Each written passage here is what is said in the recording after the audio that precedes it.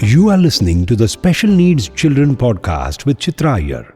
Chitra Iyer is a parent of 23-year-old Shravan Iyer who has epilepsy, cerebral palsy and autism. She is the CEO of MFA and has been helping families with life-centered planning to reach their personal financial goals. She is also a trustee of a parent support group, the Forum for Autism, which was set up almost 2 decades ago. MFA is a 17-year-old organization working in the personal finance space. They have set up a dedicated practice to help families with special needs children to plan their financial goals and invest for the same. The thoughts shared here are as a result of discussions with parents, caregivers, siblings, and professionals regarding the planning of a person with special needs. In this expert series podcast, Chitra is talking to Mr. Gopinath Ramakrishnan, co-founder and managing trustee of SCAN. Special Child Assistance Network. SCAN is a support group for families of special needs children based in Chennai, in India. Listen to him in conversation with Chitra Iyer, where he shares his thoughts on future planning for children with special needs. Hello, everyone. A big warm welcome to you on this expert series of my podcast for special needs children. Hi, Gopi. Hi, Chitra. Thank you so much for your time, Gopi, to agree to do this interview with me. It has been a pleasure knowing you, albeit recently, since we started interacting to learn more on the aspects of residential housing for our children. Let me quickly introduce you formally to our listeners. Sure, thanks. And let me Yeah. tell you, it's an honor to be here, really a privilege. And thank you so much for inviting me to be on this podcast. Oh, I'm just waiting to listen to your story, and I'm sure the person listening in here is also wants to know everything about what you do. So, Gopinath Ramakrishnan is the co-founder and managing trustee of SCAN. Gopi and his wife Minnie co-founded SCAN in 2015 along with another couple. SCAN, a special child assistance network, is a support group for families of special needs children based in Chennai, in India. In another life, as Gopi says, he is a management consultant advising Indian companies in the area of strategy, marketing, and supply chain. He has lived and worked in India and the United States of America. Gopi has been an active speaker at conferences in India and abroad. I've heard him, he's wonderful. And he's been a guest speaker at leading management schools, including IMA, that's IIM Ahmedabad. Minnie and Gopi have 2 sons. Their interest in special needs started when the younger son was diagnosed with verbal and motor aphasia, which is speech delay and motor skill issues. This was in 2006. He underwent speech and occupational therapy, and Minnie worked with him at home for a good number of years. It was during this period that they realized the lack of support groups for parents.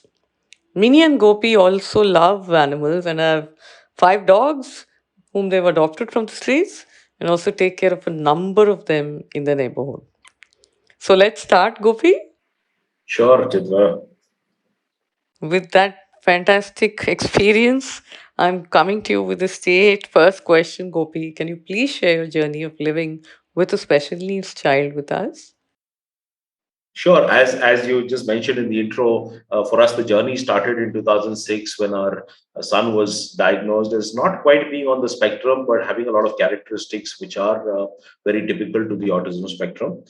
In particular, he had, he had very few words in his vocabulary and was mostly non-responsive to any kind of verbal cues.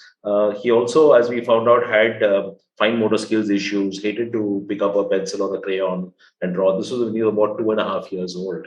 And our pediatrician, at that time we were in the US for a couple of years, and our pediatrician noticed that he wasn't making eye contact and he was very fixated on his train, which he used to carry around with him everywhere. And he said, let's get an assessment done. So we went along, and that's when we came to know that he had certain challenges. And what seemed to us at that time seemed to be like his little quirks. We actually realized were signs that he had to overcome certain challenges. And that's when the process started. As far as with many parents, we had to go through the mill of first the diagnosis and various assessments. And then we decided to move back to the US for many reasons, including a change of job for me.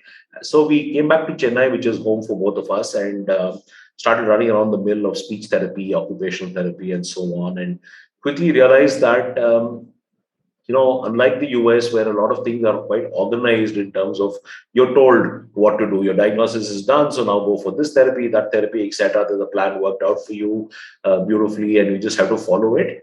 Here, it's a little bit more of each person for themselves. So we had to run around a little bit to figure out, who's the best speech therapist, who's the right kind of occupational therapist that we need, and so on, which kind of school to go to, things like that. So we kind of figured out, because Chennai is home, and we had a lot of friends and family who would point us in the right directions. Happy to say that Anush, our son, was able to progress fairly well, and by the age of about 7 and a half, he started speaking. And one very interesting thing that we noticed was that when he started speaking, he started talking about a lot of things which had happened 3 years ago, which meant that even though at that time he seemed fairly Wow. unresponsive, yes, it seemed like he was just sitting there and not listening. He had been observing a lot of things that had happened. So he used to talk to us about how it was when he used to go to the school in the US, and what he used to do there and so on. And he said, Bobby, we used to ask you all these questions then, and about what do you do in school, and how is the teacher, and you just wouldn't answer. And he told us a very, very profound statement. He said, I didn't feel like talking then. That really hit us, because that meant Hmm. that he Hmm. had the ability to absorb, understand. It's just that he didn't feel like communicating. He was quite content within himself. And I really don't know what brought him out. Though, you also mentioned, many used to spend a lot of time with him, not from the sense of trying to push him to do more, but try and set a kind of discipline. And this was very important. A couple of very experienced people told us what matters is consistency in the way that you deal with your child. So if you declare that, let's say 9 a.m., we're going to spend 15 minutes in drawing or trying to write or just read something, read a story, whatever it may be very consistent in terms of the time, the place in which you do it. If you could say that we're going to sit in your room, on the floor, on a mat and do it, then do it very, very consistently. Don't say that, okay, we'll skip today or we'll do it somewhere else tomorrow or I have to go out. Don't do that. You're teaching a very, very wrong lesson by trying to make things convenient to yourself, but you will teach a very, very important lesson if you are making it very consistent for your child, and he or she will then understand that this is something that is important and that we have to go through this. And it may Amazing. be only 5 minutes in the beginning. He or Yeah. she may not sit, and definitely our son was not the type to sit for more than a couple of minutes at that age. Hmm. But start with 5 minutes, don't put pressure, slowly increase it to 10, 15, 20 minutes as much as possible. And I think that made a lot of difference, because we tried to be very regular about it without putting too much of pressure. Okay. Then from here on, that I understand that was quite a phase, I guess, for both of you, and it's it's it's obviously changed drastically now, right? Oh, yeah, absolutely. And one other thing which happened, which was actually something very instrumental in us starting SCAN, was that in the course of discussion with some friends, it was suggested that yoga would help. And yoga particularly focused upon certain activities and routines that would be helpful for these children. So we started a special yoga class at home. It was actually family yoga, so that means the parents and the child and any other sibling, we would all be there. And we started with about 4 or 5 families. In fact, we had an instructor who came in from Delhi who happened to be visiting. She had dealt with some children with special needs before, so she kind of gave us some guidelines and did a couple of sessions with us. And then another yoga teacher in Chennai took it up from there. So once a week, we used to meet at home for a 1 hour session, which focused a lot on things which were supposed to be very helpful in terms of calming the children, helping them concentrate better, and so on. So it was not about the very complicated asanas where you need a lot of balance and strength and so on. It was more about chanting. It was more about clapping, movement of hand. For example, you take your left hand and move it across to the right side and touch and so on, along with the chanting. So it was very simple kind of asanas, but those which were supposed to activate certain chakras and also help in, the kind of calming down the children. So we found that was very useful. A lot of the kids initially wouldn't sit for a minute or two, and then slowly they got into the rhythm. But more importantly, what happened was over a period of time, we realized that everybody would come for a 1 hour yoga session and then hang around for another at least 1 hour after that, because the parents would be chatting and most of the talk used to be around with the kids, education, therapies, diets, doctors, therapists, the usual stuff that special parents talk about. And the kids would be playing by themselves. And as is very common with most of our children, they would be playing separately but together, in the sense that each of them would be doing their own activity, but just comfortable in each other's presence and in the presence of the parents. Like a safe space for them. Parents would relax. So we realized the need for a group that would exchange information, that would meet up in a place where the parents could unwind without anybody pointing fingers. Because yes, some of the kids would make noise, they would be jumping up and down and so on. But we were not, none of the families were concerned about that. In fact, even in the yoga class, we used to make a joke out of it. For example, there was one child who used to be sitting there and she wouldn't participate. She'd put her fingers in the ears and she'd keep saying Pepsi, Pepsi, Pepsi. So we started a new chant. We started a chant called Om Pepsi. Instead of saying, we normally we'd say something like Om Jyoti or something. We said, no, we'll do Om Pepsi now. So then, of course, it spun off. The kids took off on it. So we did Om Pepsi, Om Coke, Om Thumbs Up, whatever they could think of. And then one of the boys, who definitely had a sense of humor, he started saying, what about Om Fan, Om Sofa? We said, sure, we'll do all of that. So we just try to make it fun and participative, and we were happy that the kids were coming up with stuff, right? So ultimately, what matters is that you have a chant and a certain movement along with it. It doesn't matter what word you're saying.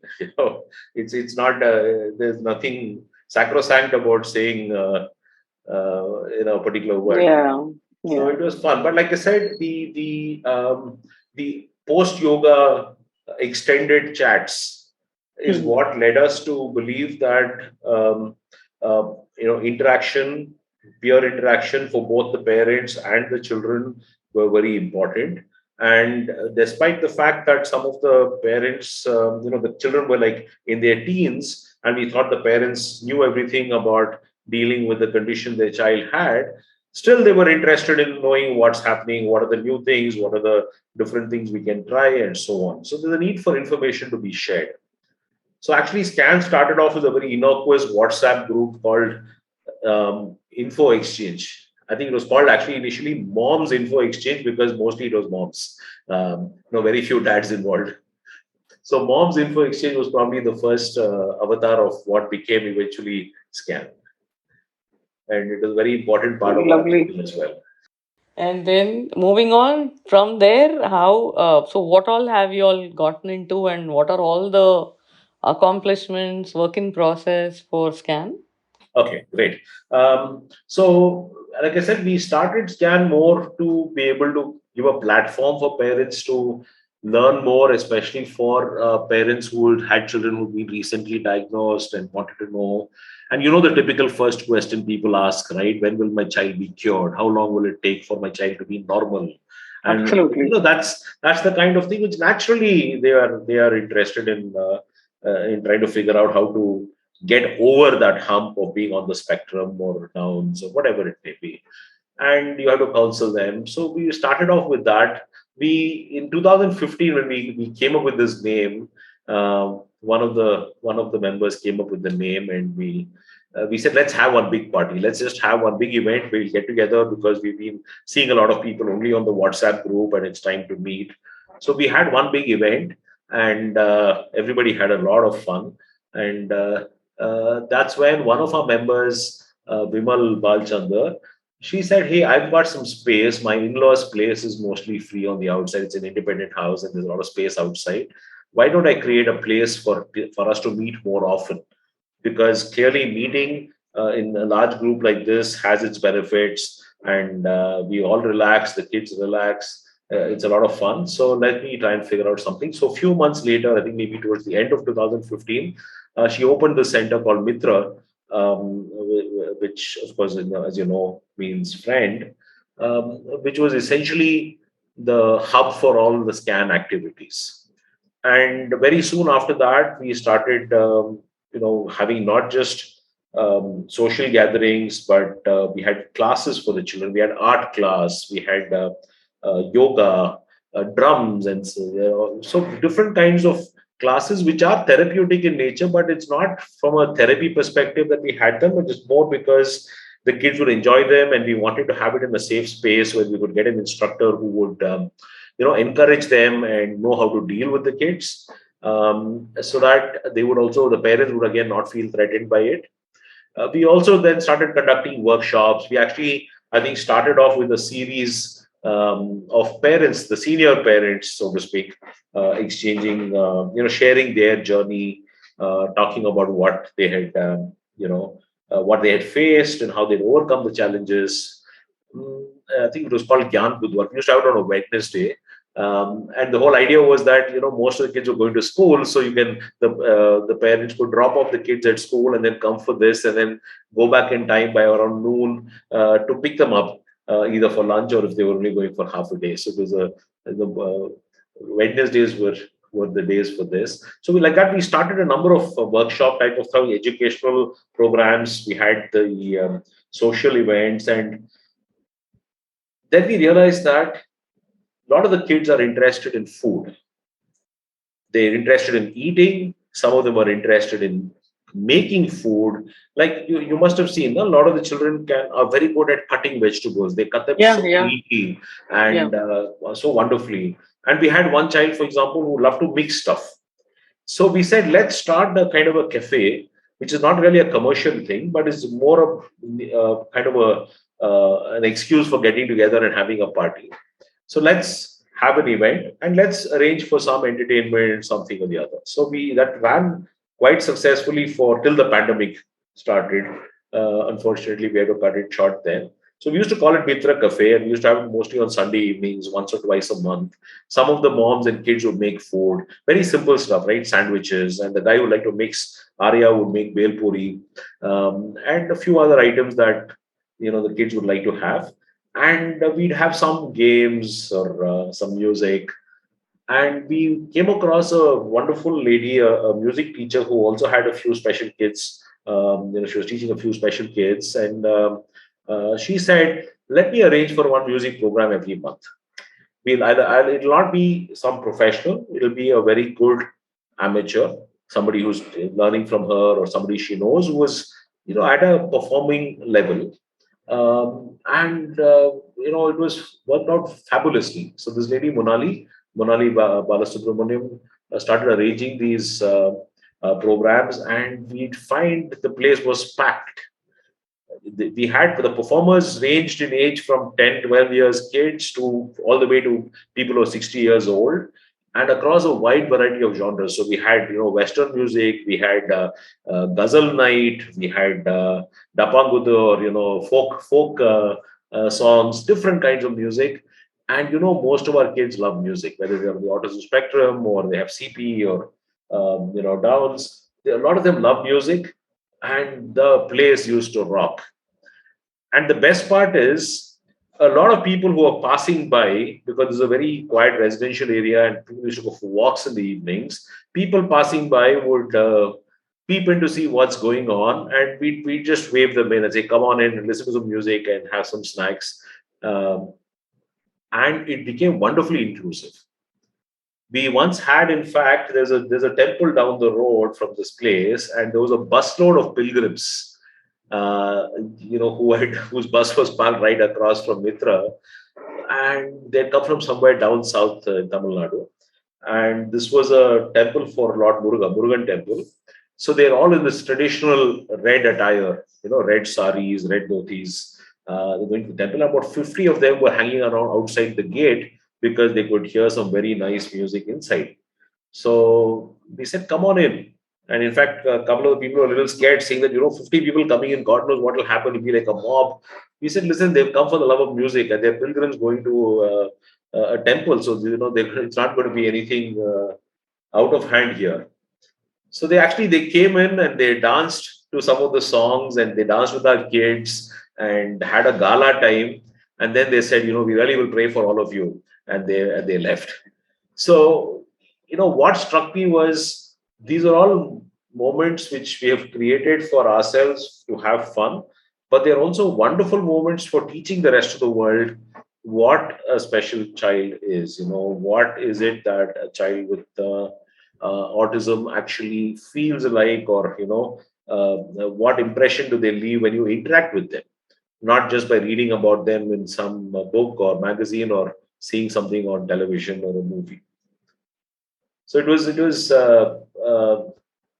really heartwarming to see the kind of reactions people would have after they got to know a few of the kids or just interact with them for a few minutes, as opposed to what the expressions they had when they probably first saw the child,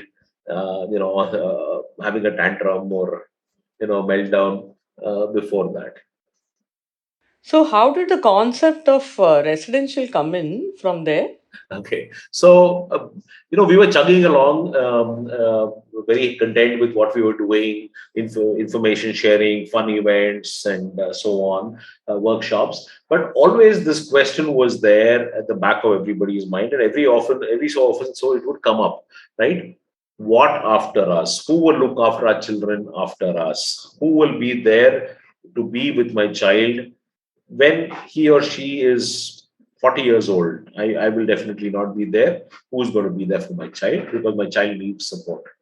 And this was something we had discussed, probably right from the beginning of SCAN. We didn't really have an answer. We had tossed around a lot of things.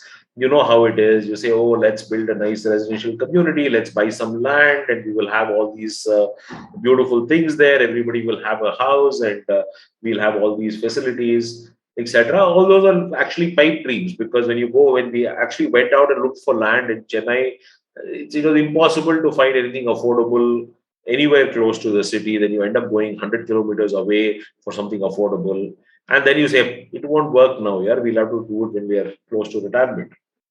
So this thing was always going along, this question without any real answer. We also were very lucky at one point.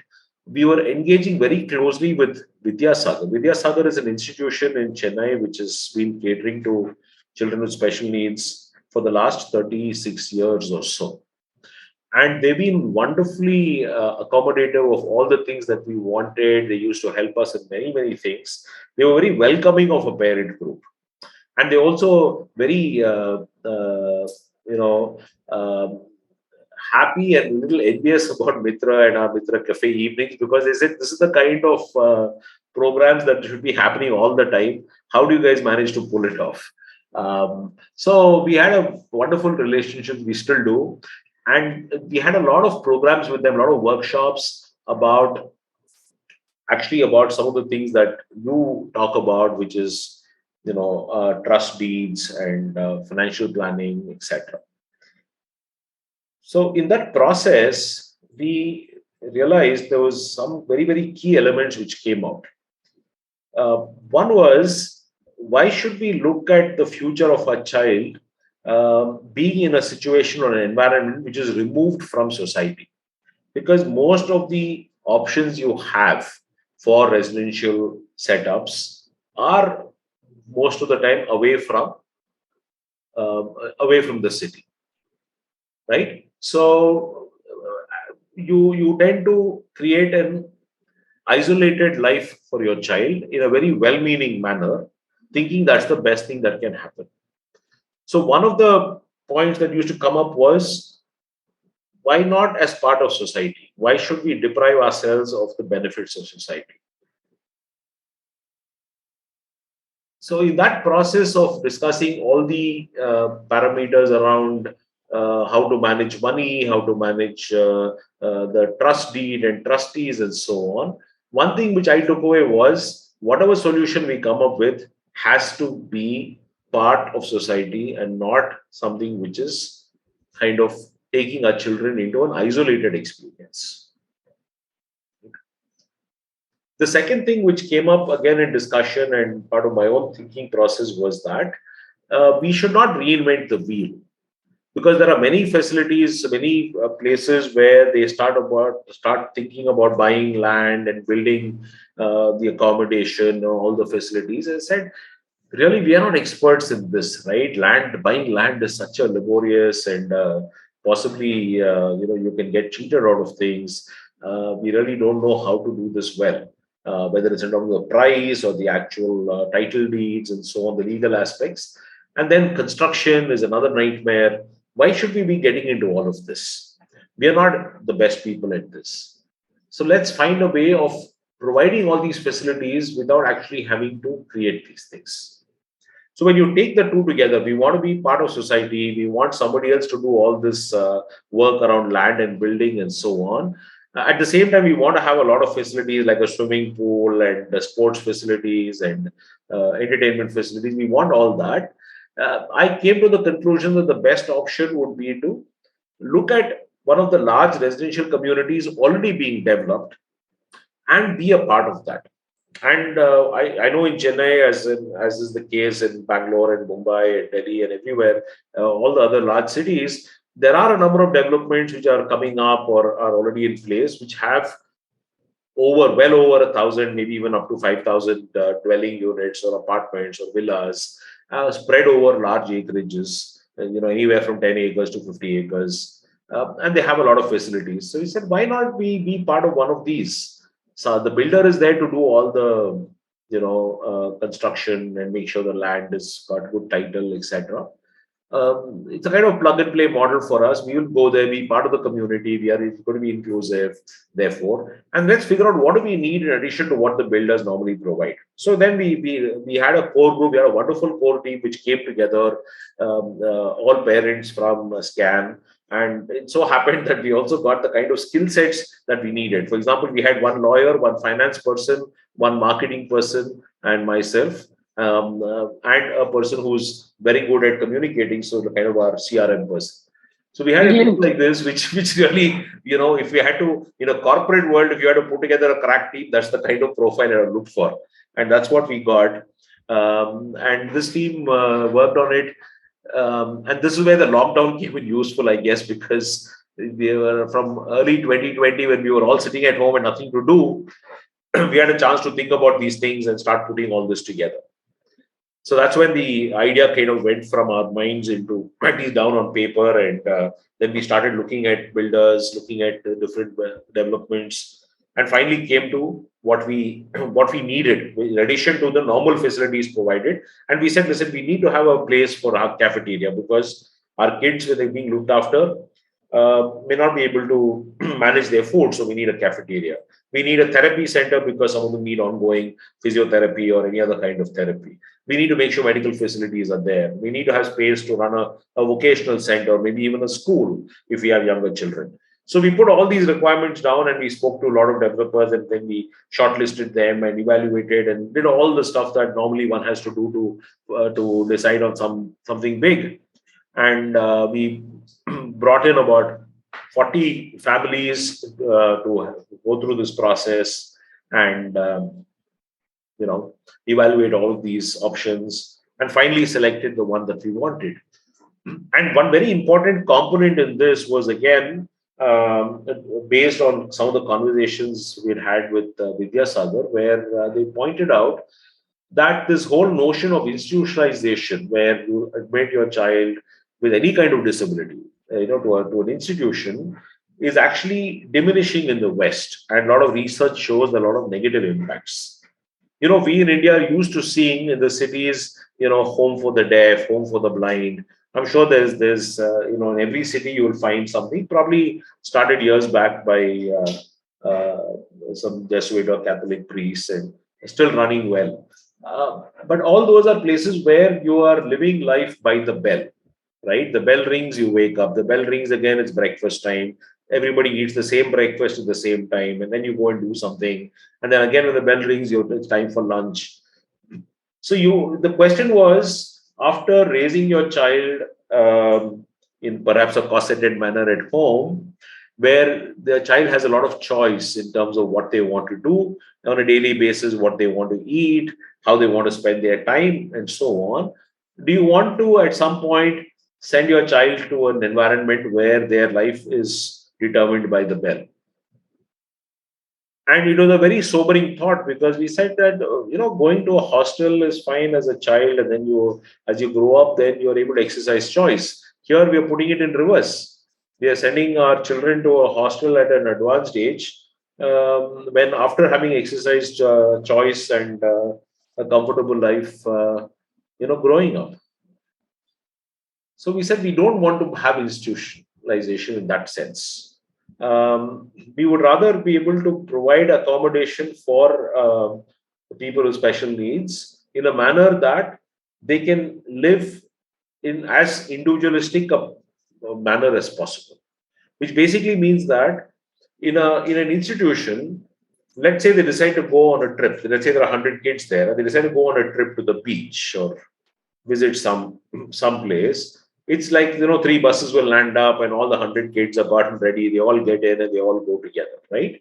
That's typically how it functions in institution, because obviously you can't only send some people out on a picnic. You have to send everybody, and you don't have a choice as to whether you want to go or not. Everybody has to go. So we said, but what if we are in a, my child doesn't want to go. My child doesn't want to go to the beach, or he or she wants to go to the mall instead. How do you allow for that kind of option? So we came to the realization that smaller dwelling units, what we call group homes, where there are 3 or 4 people to a group home, and there will be multiple group homes in on the campus.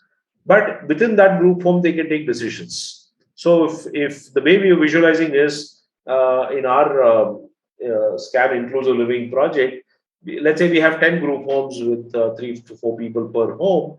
If 3 or 4 people decide that this Sunday I want to go to the beach, great. You got a caregiver or two with you as required, and why don't you go to the beach? And 3 or 4 others say that I want to go watch a movie, they can do that too. And somebody else wants to go to the mall, great. And so the other set just say we're just going to hang around here and maybe go for a swim in the swimming pool. That's also fine. You're able to take individual decisions or small group decisions and live according to that, which is a big difference from living by the bell. Amazing. So that's really part of our plan in terms of how people should be able to live their life. Completely awesome. I mean, the whole thought process, how you explained, it really, it really makes so much sense. And so how far have you reached, and what are the future plans for Scan then? So we are at a stage where we launched this initiative a year ago. Like I said, 2020, when the lockdown started, is when we started thinking about it, and it took us the time to go through that process.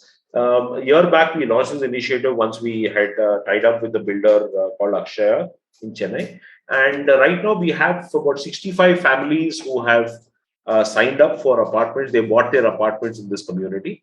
The construction is underway, and naturally, as with all these large construction projects, there are some delays. But we expect that by between September and March, they're going to be handing over all the different blocks, apartment blocks. So by March, they should be completely done, which means that our operations in terms of the group homes, the cafeteria, the vocational center, and so on, will start a little after that. Once we get some of the interiors done by June next year, let's say, we're going to start the operations. The idea is that we should be able to immediately have about at least 30 to 40 families move in there, and about I think we've right now taken 5 group homes which can accommodate up to 20 youngsters, and I expect that more they will get filled very soon. Advantage of being in a large community which like this one, which has over 2,000 apartments, is that we can expand. We can take more apartments on rent. It's very easy to expand. So I expect that in about 2 years from now, we'll probably have about 100 families, because many people, people are waiting to see how it pans out, how it starts. They want to kind of see it before they buy it, which is fine. Everybody can't be an early adopter and buy into the concept. So I expect that in about 2 years, we will have over 100 families and about 30, 40 people in the group homes.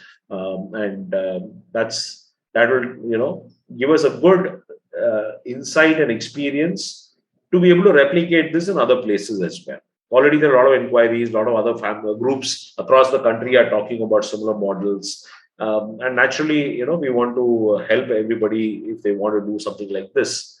But the experience will really help us. And the good part is that Vidyasagar is our partner in this for the group homes, to run the group homes. They've already started training programs for caregivers, because we realize that one of the most critical elements of this are the caregivers. Because our children need support throughout their lives. So we need to have caregivers, and this has to be a very respected profession. So Vidyasagar has already trained 2 batches of caregivers, and of course, most of them already placed, but they'll be training more. They've developed a training program along with NIPMED, which is the National Institute for the Empowerment of Persons with Multiple Disabilities, which is a central government institute. So the program is along with them. So it's a kind of got a government chap, on the program. So the people who go through this also have a satisfaction of, a certificate which is from a government organization. So hopefully that gives them a little bit more, uh, you know, a kind of status for this profession. Yeah, yeah, I got it. They Yeah. feel good about it. So the support that we're getting from Vidyasagar to do this is going to be immense, because they've got a lot of experience, 36 years in this field. So clearly a lot of experience we can bank on. And with the experience we get from running this, we hope that we can replicate this in other parts of Chennai, because a lot of people who are not from this particular direction, that outside Chennai that we are in, as well as in other parts of the country. So, can you please just quickly elaborate? I mean, a little detail in terms of a family moves in. Where does the family stay? Where does the child stay? Super. Excellent question. I should have clarified in the beginning. So the whole idea is that we don't want to separate the parents and the children, right? Because again, this is in comparison to the options currently available, where you send your child off to live in some kind of a home and you don't see them very often. We said, no, we want the parents there. So basically, the parents buy an apartment in the community, uh, and they stay there. Their child can either stay with them if they would like, or move into the group home. Very often some of the parents have been saying that we'd like to have daughter with us for the next 2-3 years till we all settle down there, and then we will move her into the group home. In some cases, the children are yet of age to move into a group home, because we think that below 18, below adulthood, to have them live separately may not be a very good idea. So there are parents whose children are 15, 16. So when they move in, they will stay with the parents and then eventually move into the group. Idea is that the parents are there close by, so that Yeah, yeah, they can see their child every day, the child can see them. uh, fantastic. we also want the parents to be involved in the activities, because this is a parent run initiative. It's a voluntary Right.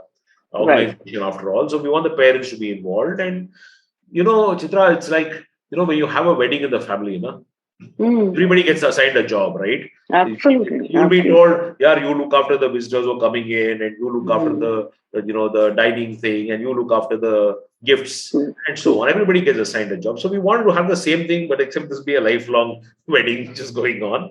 So we want all Absolutely. the parents who are there to have a role in running this, because yes, we'll have a cafeteria which will be outsourced to hopefully a very good caterer, but somebody has to manage that, and somebody has to supervise. Somebody has to just make sure that everything is okay. Similarly, we have a therapy center. We'll have therapists coming in. We'll be outsourcing to some organization which runs therapy centers, but somebody has to keep an eye. So the idea is to form a parent committee, which will have subcommittees looking after each aspect of this. So group homes, there'll be one team. The therapy center, the vocational center, each of them will have a team of parents who will be keeping an eye on things.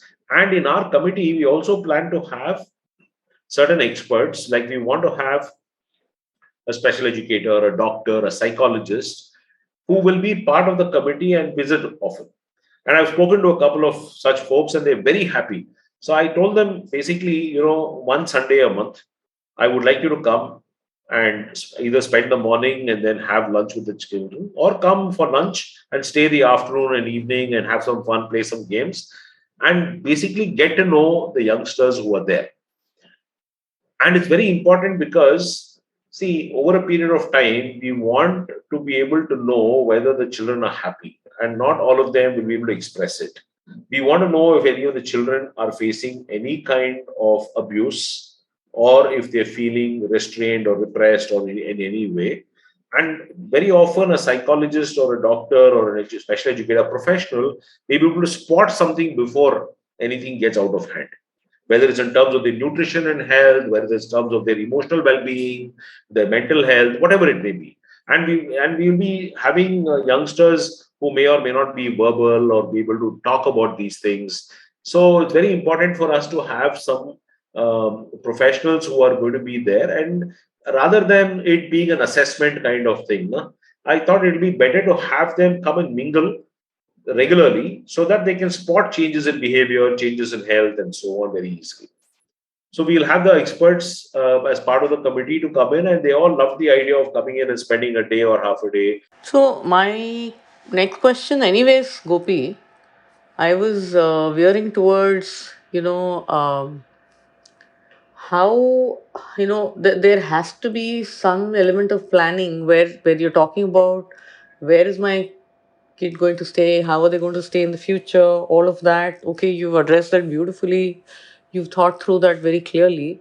The legal and the financial aspect of it, right, where you'll need to move there too. So for the group home, is there any such thought where obviously there must have been? So what have you all done? What have you thought about? So once a parent passes away, what happens? Wonderful question. And I think it's very important and something to be addressed very proactively. So you're right, we have given some thought to it. So we are telling all the parents that before your child can be enrolled in the group home, you must plan for the what if scenario of what if something happens to you or both the parents.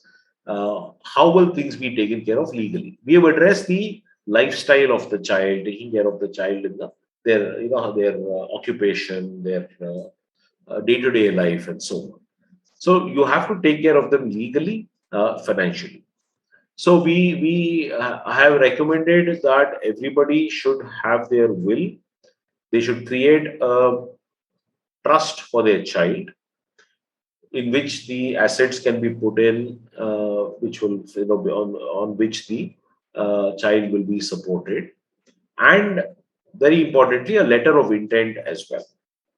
So basically, the trust for the child is the place where any of the financial assets that the parents want to pass on to their child will be placed. The trust will own the assets, and the income from that will take care of the child.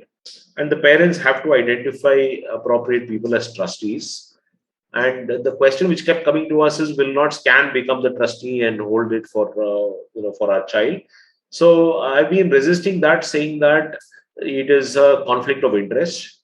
In my view, where the scan will be providing the services and taking care of the child, the trustees should be the ones who are managing the money and asking questions about what is the quality of care, what is the cost of things, and so on. They should be asking questions of us, just as the parents would do when they're alive.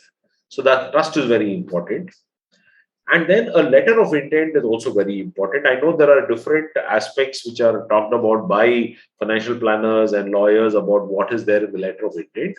But from our understanding as a layperson, my understanding is that your letter of intent is really to give some clarity and directions to your trustees as to how you want your child's life to be. And I think this is an aspect which is very often ignored, because I've heard a lot of people talk about how they need to plan their finances for their children.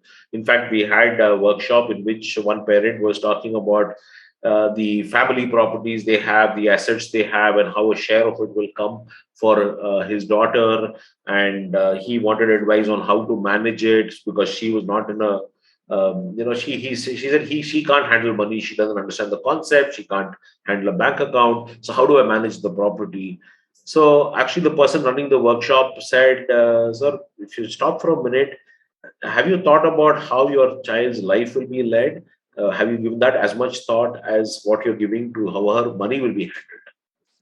And that made everybody pause, because it's very easy to think about the money, but very difficult to think about the child's life. Hopefully, we have addressed some aspect of that, how the child's life will be through what we're trying to put together. So, at the same time, we have to also look at the financial aspect, the legal aspect. Because one thing is that many parents tend to realize it late, is that after a certain age, after the age of 18, your child is an adult and you can't take decisions for them on a legal perspective.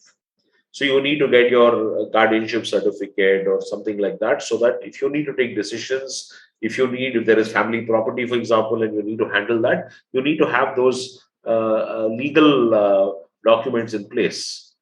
But most importantly, the letter of intent is used to guide the trustees as to what kind of lifestyle you want your child to lead, which is something very often is missing, because Totally. it is assumed that the same lifestyle will continue, but then the trustees may not know what Yeah, your child needs. absolutely right. Absolutely. So So, we've heard examples like this of one parent saying that I want my child to go on vacation every year, hmm, and once in 3 years my child should go on a foreign vacation or go abroad. hmm. So things like that. Absolutely. The absolute necessity to spell it out because only the parents know. And if they want the child to continue with that kind of lifestyle and have the clear vision of the future, they need to write that down for sure. So, Gopi, I'm becoming getting into your personal stuff now. Is that how has it mattered for you? Like, have you been able to go about with the financial planning process? Have you thought about what will happen when you're alive, when you're not there? And, have you involved a close family? How has it worked out for you and Minnie? Chitra, this is always the question which where we stumble, because I think, like most people good at giving advice, we rarely follow our advice, right? So I must confess, I must confess that I'm as guilty as the next person in not having taken the steps that are required. I know what has to be done. Yes, we have talked about it, we've thought about it, and we need to jump in and do something. From my personal perspective, what I have done is very, very little in terms of making sure I've started arranging certain assets, certain investments in my children's names, so that it is there it is there for them. So to some extent, some financial planning in their or their behalf has started, but I need to go through this process of getting the legal documentation in place, definitely. I've also gone through one step which is very important, and that actually is thanks to you and your team at MFA, because parents need to understand what is the overall lifetime cost, or what is the kind of investment they need to have, or the corpus they need to create for their children. If assuming that the child needs support throughout his or her life and doesn't have an independent source of income, so what's the kind of corpus I need to plan for in order to support my child in the manner that I would like my child to be living. So I think I've gone through that exercise with your team, and that was very useful to understand. Oh, okay, I need to build up this kind of a corpus if I need to, if my child has to live in the manner that we would like. So I think that's a very important step in the financial planning. I'm happy that I've done that bit. Now I need to do a lot more on the legal side to make sure that I have my will in place. I have the other documents in place. Yeah, it does start there, as you said. First the understanding of how much just state it out. Because it's all in the mind. Until you don't put it down, you don't put pen to paper, you don't punch in some figures, you're not able to figure exactly what is the need for your specific case. It's all customized, right? None of us are the same. Every single family would be thinking differently. Every one family may have one child, the other will have what, one, two, three, four. All the needs are so different. Age groups of parents are different, children are different. capabilities, abilities of the child is different. And till, I mean, I always tell people, start right now. Please don't delay this. We have all, nobody wants to sit and think and take out time for this, because yes, there is a lot on the plate other than legal and financial planning, but this is also one of the most important things that a parent owes to their child, and have to get it done. So, any specific advice from you, Gopi, to all the parents, siblings, extended well wishers who are listening to you today? Okay, a couple of things I would say. There's so many things that people are already doing. Sometimes gratitude's advice is just that. It's just a bunch of things that you say which nobody wants to hear. But a couple of things I would say is that one is try and understand what your child wants to do, and don't assume that you can create the future for your child by yourself, in the sense that I was talking to a parent, or actually a relative of of one of a child on the spectrum, who said that oh, he's only interested in cricket, nothing else. And what's the use? He goes and plays, but he can't mingle with the team, so he doesn't get a chance to play in matches because he can't get along with the thing. He's not socially very adept. So he's very skillful, but not getting a chance. And I don't know what he will do in his life, because how long he'll keep on doing cricket. So I said, why don't you talk to him to see what is it that he would like to do relating to cricket? She was saying that, we can't even wake him up on time. He never gets up till 10 or 11 in the morning, and he has lunch at 3 o'clock, and he takes bath at 6 in the evening. And so his whole life is messed up. But only on the days he goes for cricket, he's up at 5 o'clock and he's ready by 6. So I said, so that shows that he's got an interest. It shows that he's able to manage his time and he's got certain priorities. Perhaps the family has not come up with other activities for him which are of interest, and therefore he will be able to manage his time better and be, do the things that you would normally expect of waking up at the right time and getting ready and so on. So why don't you look at a career in cricket for him? If not as a player, maybe as a commentator, as a scorer, as a blogger, whatever it may be. But why don't you check with him first if that's what he wants, rather than assuming that he's a person who has to be fed 3 times a day and somehow kept occupied on for 5 days a week, and then 2 days he plays cricket. Rather than assuming that, why don't you look at his how his life can revolve around cricket in a meaningful way? So this is one thing I would suggest. This is just an example, but this is one thing I always suggest to parents. Don't assume that your child, even though he or she is not communicative, doesn't seem to want to do anything, but there will be something which will really, be their passion. Find out what it is and see how you can structure their life around that. It may not be something which is phenomenally remunerative or have a lot of, social appeal, but it may be something your child has happy doing. So find out that. The second thing I would say is that we always think about life after us as much further down, much later, because all of us don't want to be reminded of our own mortality, right? We always like to think that we've got many years left and life after this is not going to happen for a long, long time. But things like the pandemic have shown us, and we've had cases where parents who are phenomenally wealthy, a lot of money in the bank, a lot of assets, etc. Suddenly, both parents have been gone under due to corona. It's very sad because there's a lot of money in the bank, but there's nobody to go take the money from the bank. The children are left to to whatever the neighbors and relatives can come up with at that moment till the whole legal process is settled and inheritance, etc. happens. So this is again playing to the point that you said. You should start now. There are very good reasons why you should start your planning right away, even if things you execute is later. So bottom line is, try and play to your child's strengths and his or her desires. And secondly, start your planning for the child's future, whether it's financial, legal, or just in terms of what they will do. So that's my 2 cents of wisdom. That was absolutely fantastic. Thanks so much. I'm sure that your story is going to be heard a lot. And a big one that I'm taking back clearly from all that you shared is, how one you spoke was about discipline, and how your son actually spoke about later on, how he was actually listening, and when he started communicating, you actually got to know. That was big. That was such a lovely breakthrough. And I hope all parents really do what's required to be done as suggested by you for that. Starting a simple get together over yoga led to a beautiful support group like SCAN. That was again superb. Collaborating with Vidyasagar and finding a builder like Akshaya, I mean, lots of effort would have gone in.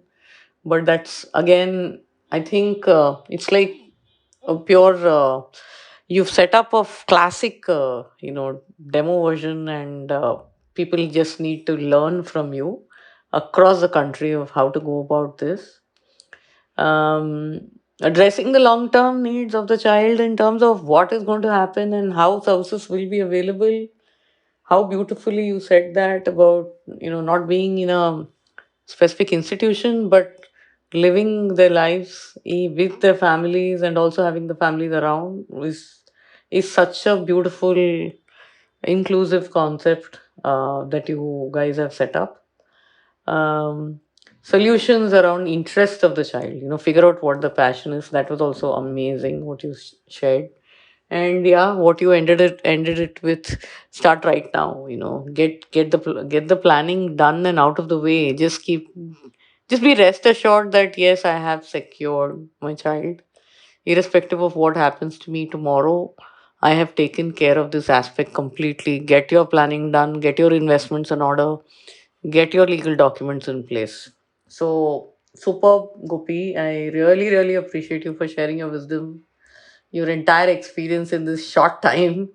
And I hope many listen to this podcast and hear your thoughts, and all of your efforts that have gone in to help so many families will be remembered for long. Genuinely appreciate you sharing so much with all of us. Well, thank you, Chitra. It's a wonderful opportunity. So happy to share. And as you've probably realized, I like to talk. So it sometimes goes on longer than you had planned, I guess. Apologies for that. But, I should just say one thing, one thing I want to say in the end, a Sure. lot of friends, family and all that tell me, oh, Gopi, you're doing such great work and this and that. You're such a, treasure for this world, etc. I said, see, don't make me out to be some Mother Teresa type character who's sacrificing everything for this world. It is not that. Yes, we are, a lot of us, not just me, are spending our time and doing things which are benefiting a lot of people, but we are having a lot of fun in the process. We're having a lot of fun doing it. It's not some grudge work, that you say, oh God, I have to do this. And it's a lot of fun when we have an event, when we put together something, it gives a lot of satisfaction in just the process. So I would also urge parents, get involved in community activities, not just for your child, but of course for others as well. It will give you a lot of peace of mind. It will give you a lot of satisfaction. Maybe lower your BP a little bit, and of course, if you're doing yoga, you will breathe in and out a little better. So lovely. Thanks so much, Chitra. You're also doing all this for the benefit of others, and I'm sure you're also seeing the joy you yourself are getting from doing activities like this, and look forward to more such. It's much more rewarding than anything else in the world. Yeah. Absolutely. Thank you, Gopi. Thanks a ton. Thanks, Chitra. Lovely chatting with you. Look forward to catching up again soon. Absolutely. You were listening to the Special Needs Children podcast with Chitra Iyer, the CEO of MFA and a trustee with the Forum for Autism. If you find this podcast relevant and interesting, it will be great if you leave a review, share, like, and subscribe. You can also let us know if there is any specific topic that you would like us to cover. Feel free to email her on chitra.iyer@myfinad.com, or you can call her on 9833785892. 85892. That is 9833785892.